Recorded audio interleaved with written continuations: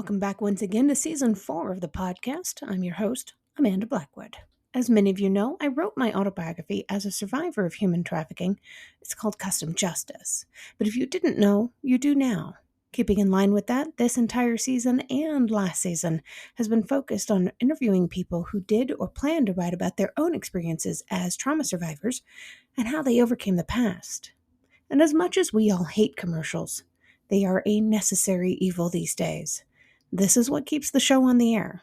You can also show your support by purchasing one of my mini books or donating through PayPal or leaving a review on whatever platform you listen to this podcast on.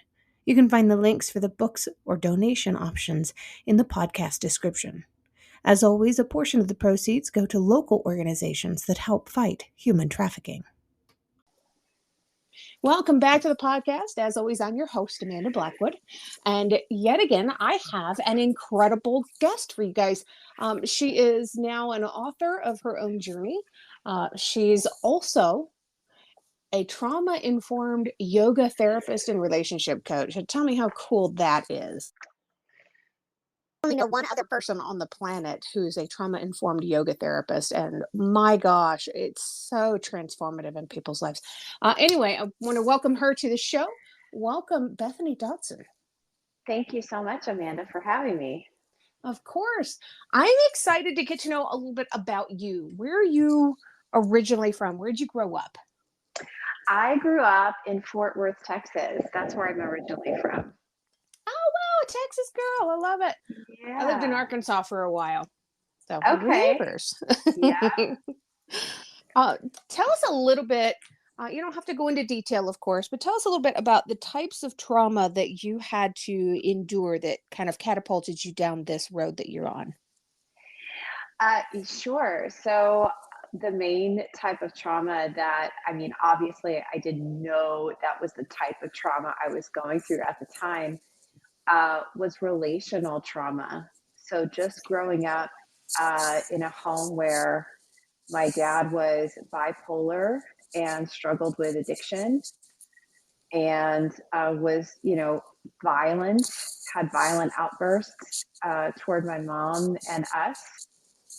So I grew up in a home that was riddled with domestic violence, the typical period of silence and peace and everything's good, followed by the tension building phase, followed by the blow up, big knockdown, drag out fight phase.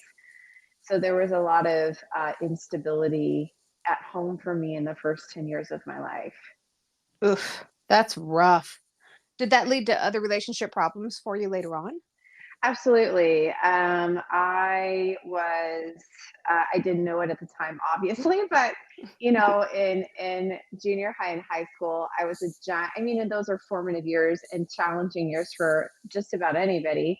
But I was like a giant people pleaser, and I really wanted people to like me, and I really needed attention, especially from men, because I certainly didn't get it from my dad or my mom. And, I turned to using my sexuality. I started growing boobs and, puberty and all that and wearing makeup. And I really used my sexuality to try to get people to like me and have a series of dysfunctional, toxic friends, a long period of dysfunctional boyfriends. And it surfaced in my own relationships, my own interpersonal and romantic relationships. Yeah. And it's so unfortunate that is incredibly common. I kind of went through the same thing with learning how to use my sexuality as soon as I figured out that it was there and that it existed. But I see this so often in the families that have these abusive relationships where the parents decide to stick together for the kids. Yeah. I don't think they realize how much damage they're doing to the kids.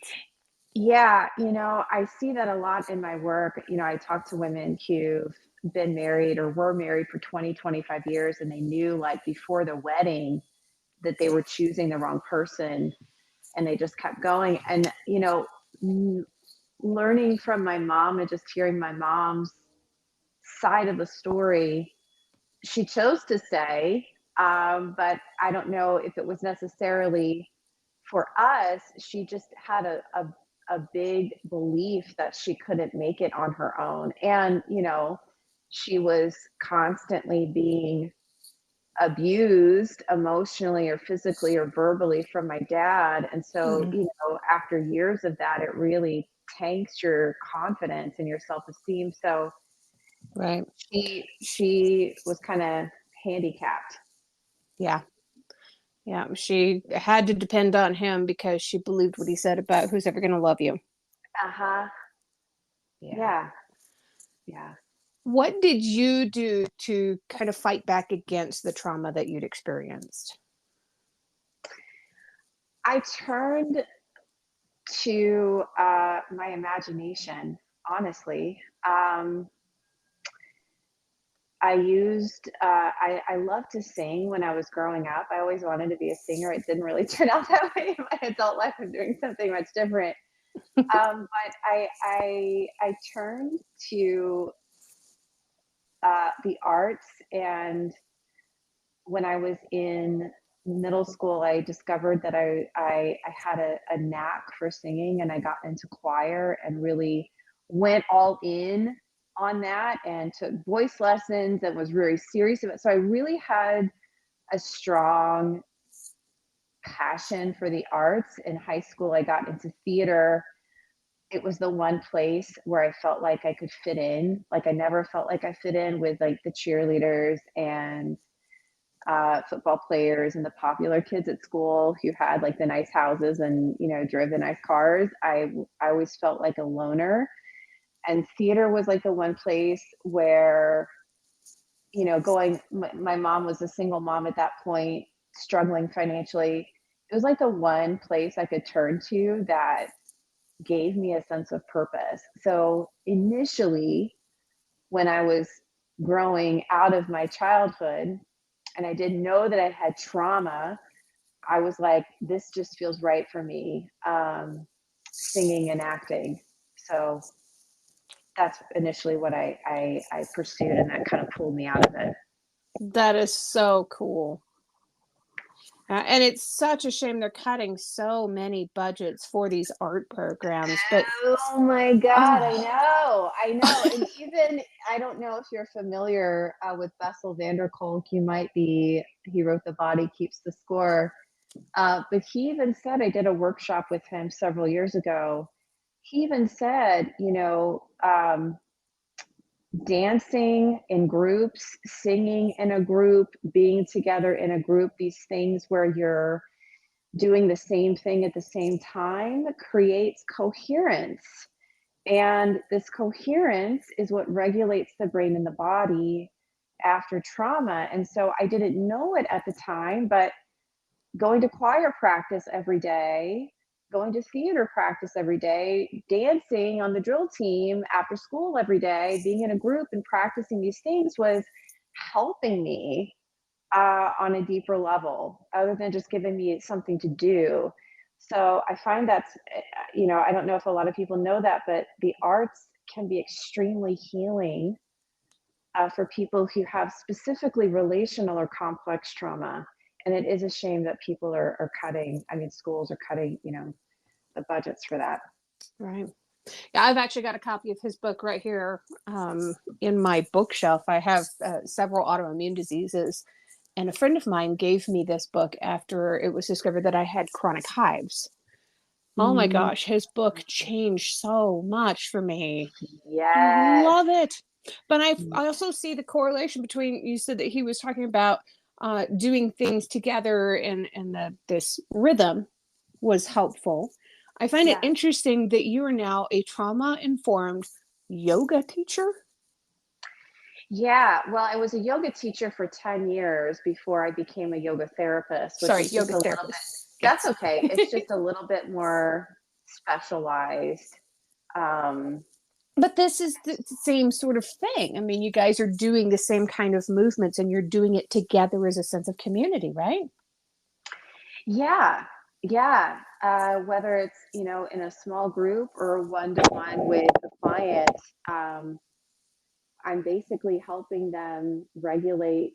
their nervous system and their brain waves through movement, through breath work, through specific meditations, through, somatic experiencing. Wow. That is Yeah. really cool. That is so cool. And but I didn't actually realize how helpful that stuff was myself back when I was going through a lot of my own trauma stuff as a kid. I was in choir, and my parents, I had gotten into the audition only choir for the advanced group. And I Mm. was so proud and so excited. And my parents took me out of that school and put me in a different school. And it felt like my world ended. And I didn't understand why at the time, but that totally makes sense. Wow. Yeah. Yeah. I remember him specifying choir dance. He even went to go on, I think there was a study on men who joined the military, and previously, like, men who joined the military may have had like hardships in their early life. And it was kind of like the last ditch that they did to like get themselves, you know, get a straight head on their shoulders. And Right. just like the drills that they do, marching in time, running in unison, like all of that created coherence and helped to alleviate trauma that they had suffered. And that totally makes sense too. I'm married to a Navy man. He was in the Navy for 11 years. He got out. He now works at Lockheed Martin. He's doing great. Um, Wow. and he is a leader in his group. But I think at the time that was very much what he needed. Yeah, he'd had some stuff happening in his home life when he was a late teen, and all the way down to his father abandoning the family. So, I mean, Wow. he needed some kind of a major structure in his life. So he ended up going to the military, and then he went to college because the military was able to pay for it, and he got his degree. He was doing great. He was a flight engineer. Sorry, not that I'm going way off subject here, but No, yeah, no it was. worries. I think it was a huge and great decision in his part. But my father was a lifer in the Air Force. Mm. And he never talked about his trauma, but I know there was a lot in there. Yeah. Yeah. So, how has the trauma impacted your life with what you're doing now, with what it impacted you? How are your relationships now? Yeah, I will say that I still have to be an active advocate for myself, in terms of setting boundaries and protecting my energy. I tend to, I work with people who have active trauma and who have massive trust issues, and they often feel like the world is out to get them. They don't trust their own inabilities anymore. And so working with that demographic can be challenging. And there's, mental health counselors, trauma people, physicians, there's like a high burnout rate. So for me, being re-exposed to somebody else's trauma, I really have to prioritize my own self-care, first and foremost, every single day. In terms of relationships, my friendships are really important for me, and being able to put myself around the right types of friends, and stepping back from friends that are no longer in alignment with my values. So just practicing good self-care and good boundaries are, I believe, will be an ongoing practice for me indefinitely. That is beautiful. And those healthy boundaries are so important for everybody to learn, not just trauma survivors, but people in general. It's just Right. sometimes more of a struggle for trauma survivors. Absolutely. Do you consider yourself an introvert or an extrovert? I am definitely an introvert. Definitely. I would say um, introvert with highly sensitive personality qualities, HSP traits. Yeah, I'm definitely an introvert. I mean, I like people. I love to connect with people, but after a little bit of time, I'm like, okay, I need to plug myself back in for a minute. Yeah, it's exhausting. Yes. Do you feel like you've always been an introvert, or do you feel like this is something that has changed throughout your life? I feel like, yes, inherently, I've always been an introvert. I think I was more, social in my 20s, um, just because of, I was pursuing acting and waiting tables, and I was kind of in an extroverted job environment. Yeah. But as I've grown more into my own career and just more comfortable in my own skin, I would definitely say my introversion is a little bit more pronounced. I'm kind of the opposite. I used to be a major extrovert, and all the traumas and everything that I went through for the first, I guess, 38 years of my life kind of changed that in me and turned me into an introvert. Oh, Yeah, it's kind of a weird personality shift when I think about it and actually, focus on it and think hard about it. interesting. Yeah. So, what kind of services or people or resources kind of helped you to heal from everything outside of the drama classes and acting and singing? Yeah. I would say really good teachers, coaches, and a handful of really excellent therapists. I did a lot. I did about 12 years of talk therapy starting in my late 20s when I was struggling with depression. And, I think talk therapy is really valuable because at that time I really didn't have anybody that I could turn to for unconditional listening and validating my experience. And growing up in the household that I did, I didn't get validated. So I didn't know what that was like. So, in many ways, it was beneficial. Um, but I kept attracting the same types. I kept having the same relationship struggles that got worse, in fact.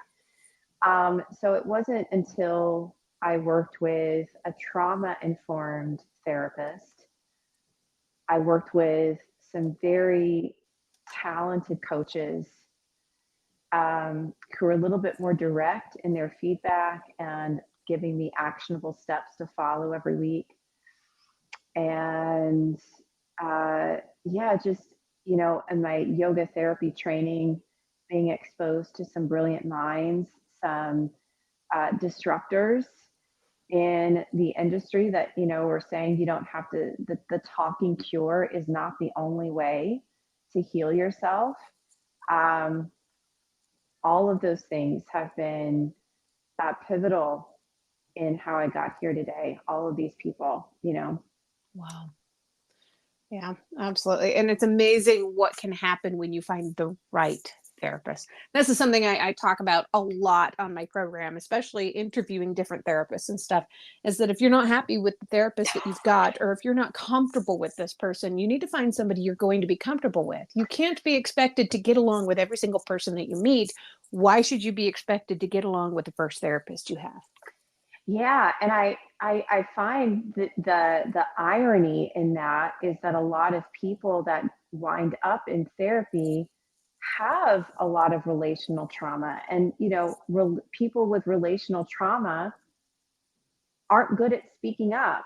They aren't good at, like, they feel intuitively this isn't right for me, but because of their pre-programmed trauma response of avoiding or freezing or not being able to speak up during conflict, they don't advocate for themselves, and so they take the same pattern they've been using in their relationships, and a therapist is just another relationship, and they stay too long in a therapeutic environment that's not serving them because they don't know another way. They don't know how to operate another way.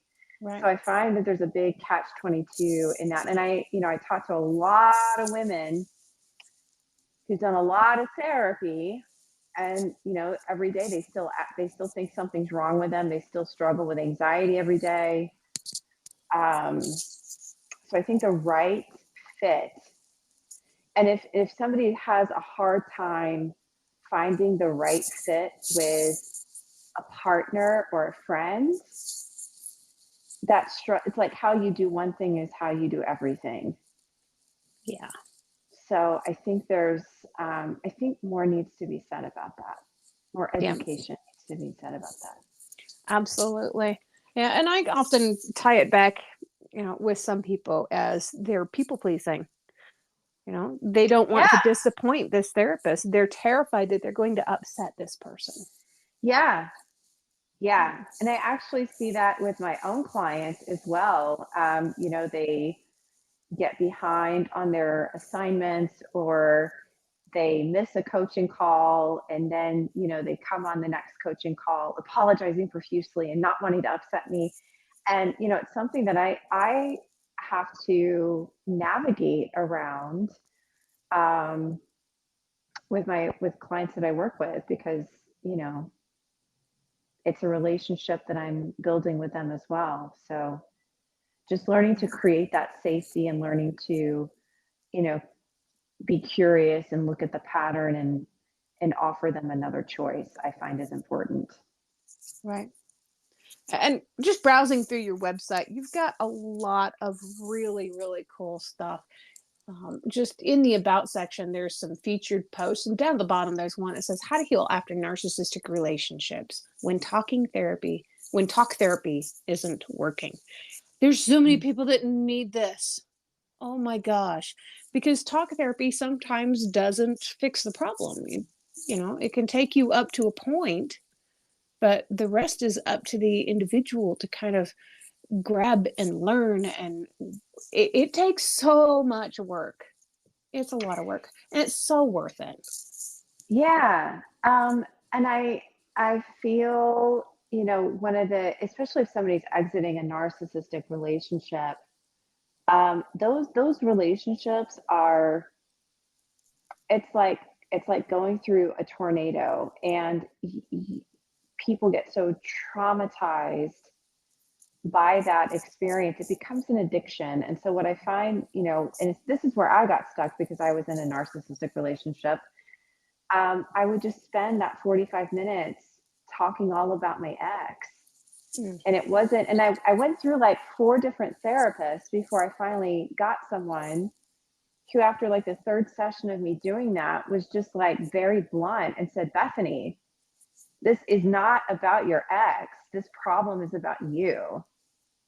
And it woke me up. I didn't like her. I wanted to quit, but it woke me up because she was right. Um, and so I feel like, yeah. And just the research shows that the more you try to analyze your past, especially a traumatic past, the more you analyze it in the rearview mirror, the more you fire and reinforce the circuits in your brain and your body associated with that. So you're not creating anything new. You're Right. just reinforcing what you already know. Right. All those negative reactions that you've had to learn, like hypervigilance because of an abusive family. Yes. Yeah. Yeah. Yep. And so many people confuse empathic with being hypervigilant. Right. I don't know what the statistics are specifically, but I learned recently that it's really only like 10 or 15% of the population is truly an empath, where the rest of like the 90, 85% that claim they're empaths are really people with. Yes. Yep. Mhm. Yeah, I can usually spot that pretty quick these days. Mhm. It's kind of crazy once your eyes open to what it is that's actually going on in the world and what people are experiencing. It's like, wow, that person has some trauma in there somewhere, and I need to kind of give them a little bit more grace. Yeah. Yeah. Yes. Who inspires you the most, and why is that? Mm. Can this person be, the first person that comes to my mind is my grandmother, but she's no longer living. She's still she's still an inspiring uh, figure in my life. However, Oh, yeah, I just um, well, and in part because I still feel connected with her even beyond death. But I feel was the last part of that question and why? Yeah. Yeah. She was just a rock, a solid presence that was available whenever my parents were fighting. So we frequently went to my grandparents um, when my mom would leave my dad, and she did so many times and would go back. My grandmother was just yeah, she was a solid figure. She was like 5'1". She wore the pants in the family. My grandfather was like 6'4". She was 5'1", and she like basically bossed my grandfather. He was a World War II veteran. Was he wrapped around her little finger? Oh yes. Um, and she was they had a really successful business. So I would want to play hooky in school so I could go to work with my grandma and sit behind the desk and act like I was working. And I feel like a lot of that inspired me to be an entrepreneur because they were very successful and created wealth. And she always, early on when I was in high school and college, she, always said, if you ever started a business, you'd be great at it. And she just believed in me a lot. When I moved out to LA to be an actress, she just constantly reaffirmed how courageous I was, and not everybody has the guts to do that. So she just believed in me, and I still think she believes in me, um, you know, beyond death. So that's the person. That is super cool. And I gotta say, you moving to LA totally makes sense to me. Lady, you got $1 million smile. Thank you so much. Uh, so there's always one last question that I ask my guests before I let them go. It's my favorite question of the episode, always. Yeah. What is one thing that you love about yourself that's not related to your physical appearance? Oh, I think it's my ability to calm people, or calming presence. I've been told I have a calming presence or have a soothing voice. And I really love that about myself, that sometimes it's not always the best thing because chaotic people can be kind of drawn to me. And I'm like, no, no, no, nope, not you. But I really feel that serves me to be able to hear somebody, hear beyond their words, and hear what's really going on that they might be too afraid of saying, or might be too ashamed to admit out loud. And having that calming presence that creates safety, I believe, and creates emotional intimacy and creates a space for someone to be vulnerable, whereas before they've had to be walled off. That's super important, and what a beautiful gift to have. Yeah. So I've got your links here for Instagram and TikTok and for your website. I'm going to make sure I put all of this in the description of the podcast for those of you who are listening who want to connect with Bethany and learn more about what she does. You definitely can. But her website, she's also offering a free masterclass called Break the Cycle. And that's at her website, which is Bethany Dotson, BETHANYDOTSON.com/masterclass. And Bethany, do you have any words of encouragement for people before I let you go? Yeah, absolutely. If you are, whether you're a man or a woman, and you are recently out of a relationship, or maybe you've been out of a relationship and you've been on your own for a while, and you're swarmed with the thoughts of, will I ever find somebody? Am I going to feel like this way forever? Please understand that there's hope and that there's a different life waiting for you. and don't ever give up on yourself. Invest in yourself. If you can't afford a therapist or a coach, get on YouTube, man. Get on Google. Listen to podcasts like this. Read books, listen to Audible. Stop listening to. Don't watch Netflix. You know, do whatever you can to invest in yourself. Work with somebody who can help you get from point A to point B faster. And the more wins that you start accumulating, the more you start believing in yourself, and the more you heal your trauma. That's beautiful. Bethany, thank you so much for spending your time with me today. I really appreciate you. I love your insight and your laugh and what you're doing. And I just think you're awesome. Thank you so much for joining me. Thank you. If you've enjoyed tonight's episode, please make sure you check out the episode description. There you'll find links on how you can learn more about this guest, links to connect with them on social media, and how to support the podcast. Remember, I don't get paid to do this. My boss is a bit tight-fisted. I can say that. I work for myself. In short, this show really is all about the guest. If you've enjoyed their interview, please feel free to let them know. You can also tune in to my other podcast, Growth from Darkness, which is co-hosted by a lovely lady from Australia. We talk about what trauma responses are and healthy ways to move beyond the past. For more information, just go to growthfromdarkness.com. You can also follow us on Facebook at facebook.com/growthfromdarkness.